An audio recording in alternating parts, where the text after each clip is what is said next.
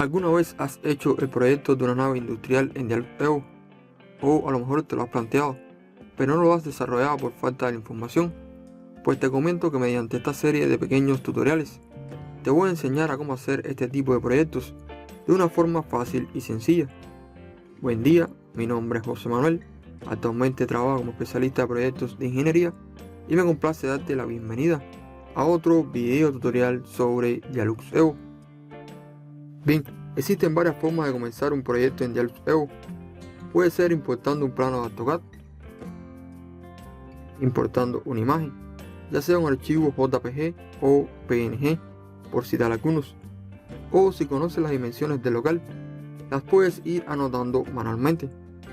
Ahora, para este diseño utilizaremos un plano de AutoCAD, que hasta el momento tiene toda la información que necesitamos para desarrollar nuestro proyecto. Entonces, iniciamos importando el plano. Hacemos clic en importación de plano o IFC. Seleccionamos el dibujo y clic en abrir.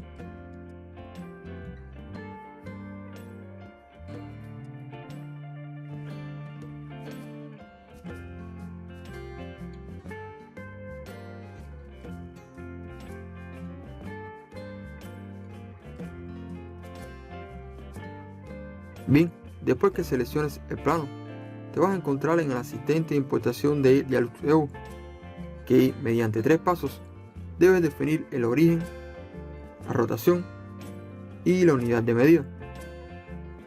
Para definir el origen nos acercamos y hacemos clic en la esquina inferior izquierda.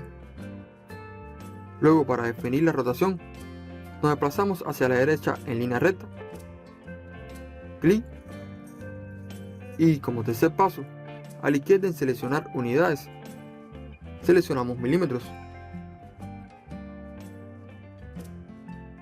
Bueno, ahora en el espacio de trabajo puedes observar el plano importado a Dialux-EVO, que a la izquierda tenemos unos recuadros, los cuales nos permiten realizar determinadas acciones, actualizar o quitar el plano, cambiar la unidad de medida, su ubicación, modificar el color de los layers u ocultarlos,